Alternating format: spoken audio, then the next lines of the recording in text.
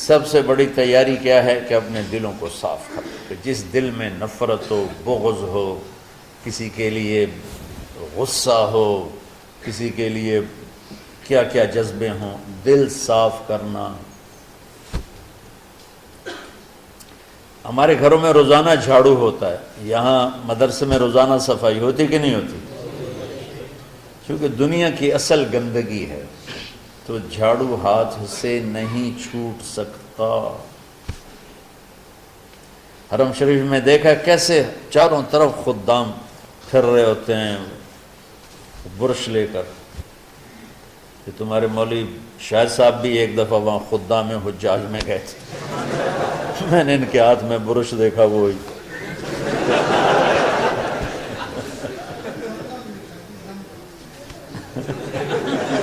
وہ حرم ہی ہے۔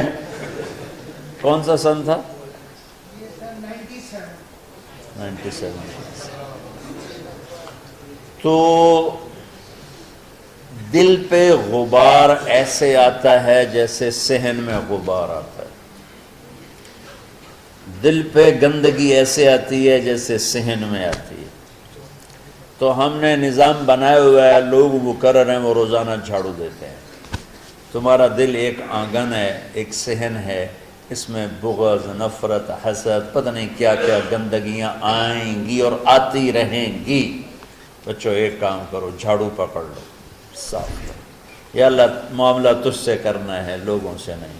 کسی نے برا کہا، کسی نے غیبت کی، کسی نے گالی دی، کسی نے دھکا دیا، کسی نے حق مارا، کسی نے کچھ کیا، یا اللہ تیرے سبب میں نے اپنے دل کو سب سے صاف کیا، میں نے اپنے دل کو سب سے صاف کیا۔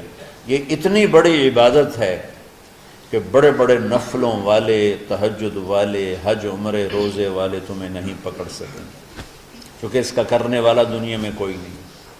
نفل پڑھنے والے تو بے شمار ہیں، عمرے کرنے والے بے شمار ہیں، علماء بے شمار ہیں، حاجی بے شمار ہیں، سخاوت کرنے والے بے شمار ہیں، لیکن اس ٹکڑے کو صاف کرنے والا لاکھوں میں ایک بھی نہیں۔ مشکل کام، آپ یہ سیکھ لیں، صاف کرو، صاف کرو، صاف کرو۔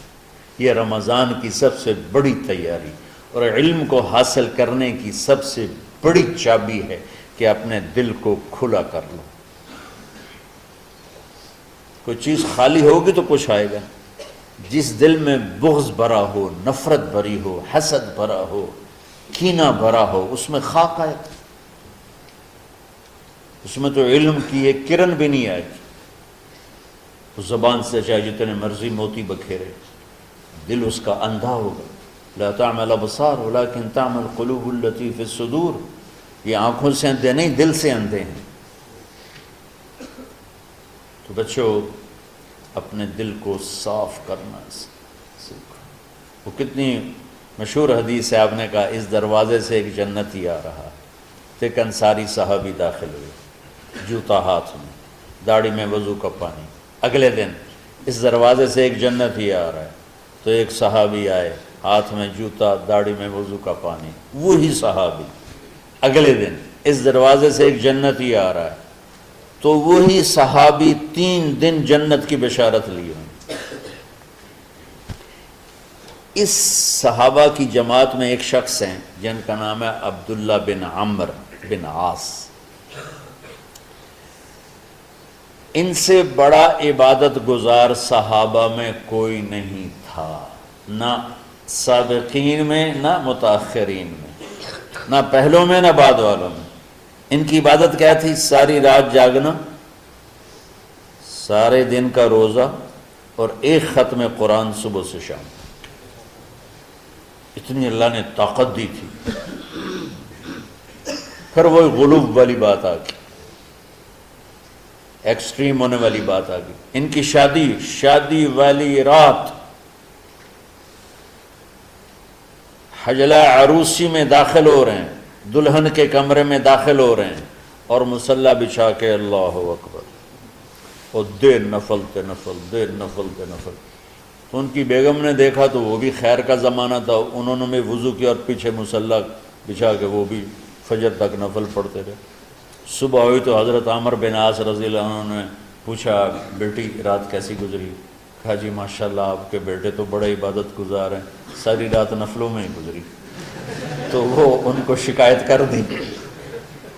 حضرت عمر بن عاص کو اتنا غصہ چڑھا، وہ بیٹے کو تو کچھ نہیں کہا، کتنی حکمت کی بات ہے، سیدھے گئے اللہ کے نبی کے پاس، یا رسول اللہ یہ عبداللہ دیکھیں کیسا نادان ہے، اس کی شادی کی ساری رات نفل پڑھتا رہا۔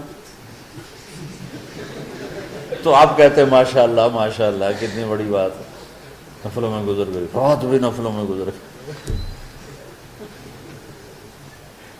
جیسے بعض وہ تبلیغ والے کہتے ہیں بچے کی ٹانگ ٹوٹ گئی پھر بھی گشت نہیں چھوڑا، کیسے احمقانہ باتیں کرتے ہیں۔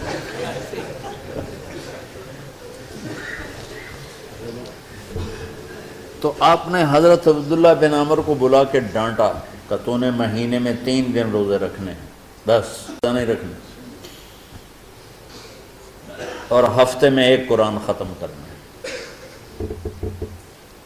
کہا یا رسول اللہ میرے اندر طاقت زیادہ ہے۔ پھر اچھا 15 دن روزے رکھنے، یعنی میرے اندر طاقت زیادہ ہے۔ آپ اس کو تھوڑا تھوڑا کر کے گھٹاتے رہے، اور وہ ہر دفعہ نہیں یا رسول اللہ میرے اندر طاقت زیادہ ہے۔ تو آخر میں آپ نے کہا اچھا چلو 100 میں داؤدی پہ آ جاؤ، 1 دن روزہ رکھو، 1 دن افطار کرو، اور 3 دن سے پہلے قرآن ختم نہیں کرنا۔ تو آپ نے اس کو پیچھے کیا۔ یہ بیٹھے تھے اس محفل میں، ان کے دل میں آیا کیا یہ بزرگ مجھ سے زیادہ عبادت کرتے؟ رات میں ساری جاگتا ہوں، دن روزہ رکھتا ہوں، 1 ختم کرتا ہوں، تو جنت کی بشارت تو مجھے ملنی چاہیے تھی، ان کو کیسے مل رہی؟ یہ کسی کتاب میں نہیں لکھا کہ یہ ان کا جذبہ تھا، لیکن جو کہ میں ان کی سیرت کو جانتا ہوں تو مجھے خیال آتا ہے کہ ان کی نفسیات میں یہ بات آئی ہوگی، چونکہ صرف انہی کو خیال آیا کہ میں جا کے دیکھتا ہوں کہ یہ بزرگ کیا کرتے ہیں۔ تو ان کے پاس پہنچ گئے، چاچا ذرا، وہ ادھیڑ عمر تھے، چاچا وہ میرے ابا تھوڑے ناراض ہیں، تو کچھ دن آپ کے پاس گزار لوں؟ کا بیٹا بسم اللہ آ جاؤ۔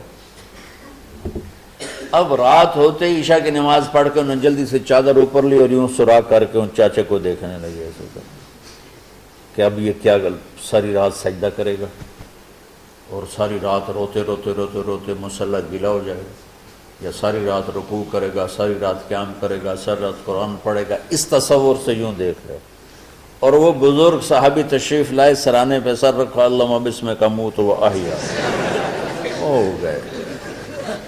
اب یہ دیکھ رہے ہیں ابھی اٹھیں گے، ابھی اٹھیں گے، ابھی اٹھیں گے، فجر کی اذان پہ اٹھے۔ اب یہ تو حیران پریشان ہو گئے کہ یہ کیا ہو؟ اس زمانے میں تو منافق تہجد نہیں چھوڑتے تھے ڈر کے مارے کہ پتہ نہ چل جائے ہمارے کفر کا، تو یہ چاچا جنت بھی لے گیا تو ستا بھی پیا کہ چلو کل دیکھوں گا۔ اگلی رات پھر چادر سر پہ کر کے اور یوں سوراخ کر کے لیٹے ہوئے اور دیکھ رہے۔ چاچا پھر تشریف لے اور سرانے پہ سر رکھا، اللہم بسمک اموت و احیا، ہو گئے۔ فجر کی اذان پہ اٹھے، یہ اور پریشان ہو گئے کہ میرا نبی کا فرمان تو سچا ہے، اس میں تو شک بھی کفر ہے، لیکن عمل کیا ہے جس پر اس کو جنت کی بشارت ملی؟ 2 رکعت نفل بھی نہیں۔ اور آج کے دور میں تم میں سے ماشاءاللہ اکثر بچے تہجد پڑھتے ہیں، کہ 1 رات اور دیکھوں گا، تیسری رات اللہم بسمک اموت و احیا، ساری رات۔ تو تیسری رات پھٹ پڑے عبداللہ بن عمر، کہنے لگے چاچا میری ابا سے کوئی لڑائی نہیں تھی، 3 دن میں تیرے بارے میں سنتا رہا، جنتی جنتی جنتی۔ میں دیکھنے آیا تھا کہ آپ کیا کرتے ہیں، آپ تو کچھ بھی نہیں کرتے ہو، ساری رات سوتے رہتے، اب کیا کرتے ہو؟ میں کہا بیٹا یہی ہے جو تم نے دیکھا ہے۔ اب ان کو سمجھ میں نہیں آ رہا کہ یہ جوڑ کیسے بٹھاؤں، ادھر جنت کی بشارت، ادھر ساری رات خراٹے، اب یہ اس میں جوڑ کیسے بٹھاؤں؟ کیونکہ نبی کی بات تو غلط ہو نہیں سکتی۔ تو اب وہ نا ایسے نا بڑے بے دل سے ہو کر واپس مڑے، پتہ نہیں کی چکر ہوئے گی کوئی گل۔ جب وہ دروازے تک پہنچے تو کہنے لگے بیٹا ادھر آنا، واپس آ گئے۔ اب میں تمہیں اصل راز کی بات بتاتا ہوں۔ کیا ہے کیا؟ تو یہاں ہاتھ رکھا، کہا یہ جو دل ہے نا اس میں کسی انسان کی نفرت نہیں۔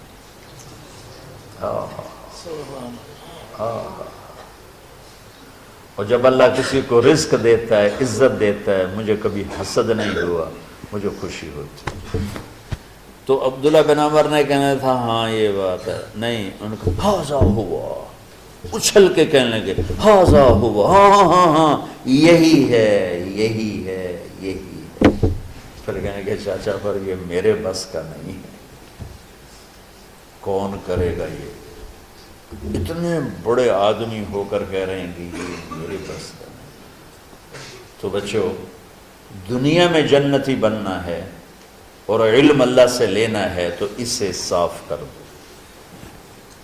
سب کی نفرت سے۔ سب، اس نے مجھے یہ کیوں کہا، اس نے مجھے یوں کیوں دیکھا، اس نے میرے بارے میں یوں کیوں کہا، اس نے میرے بارے میں یہ کیوں لکھا۔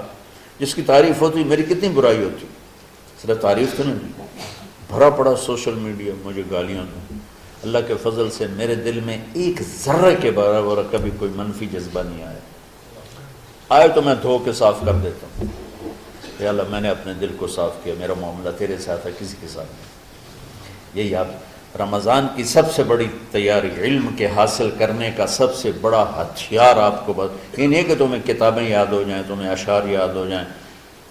میں کتابوں کا حافظ تھا جب میں پڑھتا تھا، اور دیوانوں کا حافظ تھا اشعار کا، تو کچھ بھی نہیں یاد رہا، چونکہ وہ پڑھائی والے راستے پر چلا نا، اللہ نے تبلیغ میں چلایا، پھر بیماریاں آ گئیں، مصروفیتیں آ گئیں، تو وہ مطالعہ ہی ختم ہو کے رہ گیا۔